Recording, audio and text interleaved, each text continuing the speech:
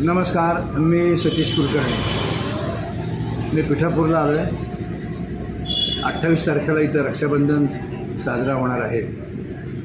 ती तयारी करून द्यावी म्हणून आलो असताना एक चांगला विचार सुचला का यंदा राखी पौर्णिमेला मी इथं थांबणार नाही.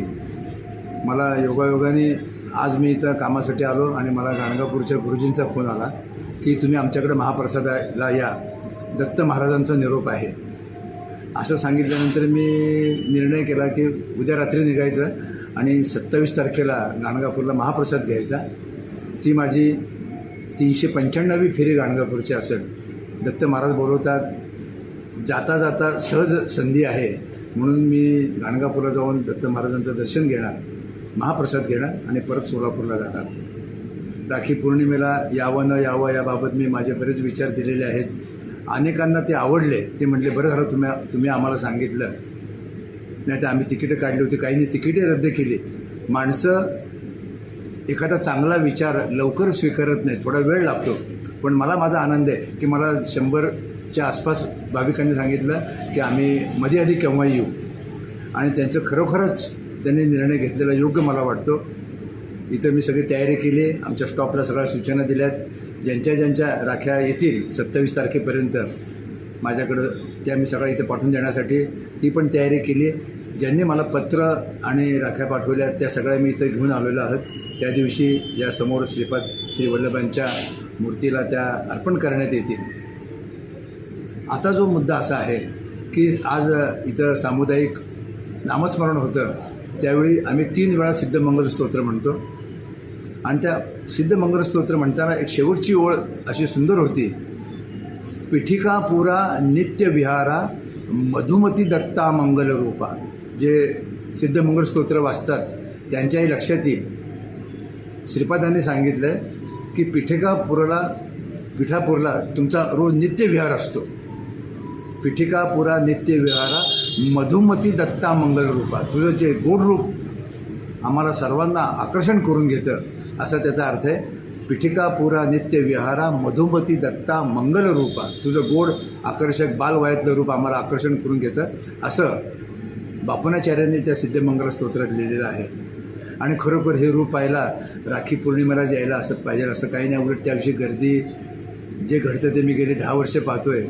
यावर्षी म्हटलं आपण जायला नको. त्याच्या अगोदर मी आलो आपल्या सोलापूरला. आपल्या घरामध्ये आमच्या मिसेस, आमची बहीण सगळ्या श्रीपादांना राखी बांधतील.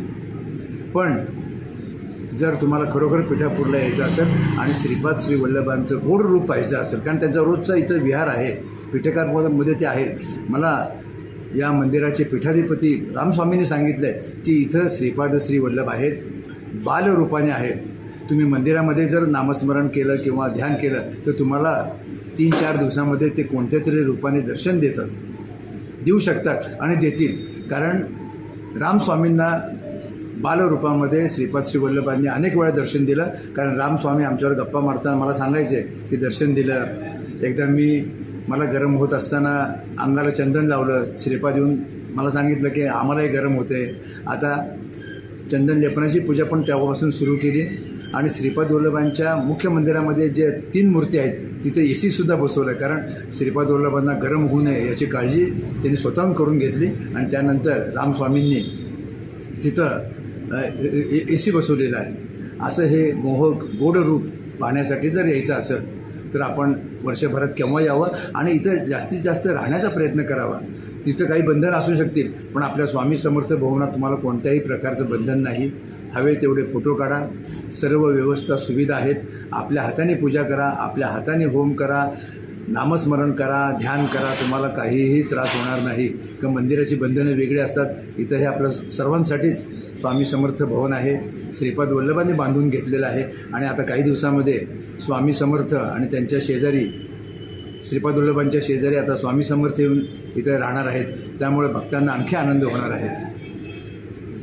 ज्यांनी सिद्धमंगल स्तोत्र वाचले त्याचा अर्थ मी स्वतंत्र पुन्हा एकदा एका व्हिडिओमध्ये करणार आहे. परंतु ही ओळ मला आवडली आणि माझ्या लक्षात आलं की कदाचित श्रीपाद श्री वल्लभांना सांगायचं असेल जे राखी पौर्णिमेला येऊ शकणार नाही, त्यांना आवर्जून हे सांगतो की पिठिकापुरा नित्य विहार, पिठिकापुरा रोजचा विहार श्रीपाद श्री वल्लभांचं आहे आणि त्यांचं गोड रूप मधुमती दत्ता मंगल रूपा गोड रूप तिथं आम्ही पाहण्यासाठी येऊ किंवा पाहण्यासाठी या असं श्रीपादांचा आजोबांचं सांगणं असेल तर आपण अवश्य यावं, इथं आनंद घ्यावा. दोन्हीकडे तुम्हाला आनंद मिळू शकेल आणि ह्या आनंदाला आपण मुकू नका. जास्तीत जास्त इथं वास करण्यासाठी आणि राहण्यासाठी यावा. एक दिवस जास्त राहिल्यानंतर काही फार मोठा फरक पडत नाही. कदाचित तुम्ही जायला आणि श्रीपाद वल्लभांना तुम्हाला दर्शन द्यायचं असं ते म्हणत भक्त आला गेला तर अशी संधी वाया घालू नका.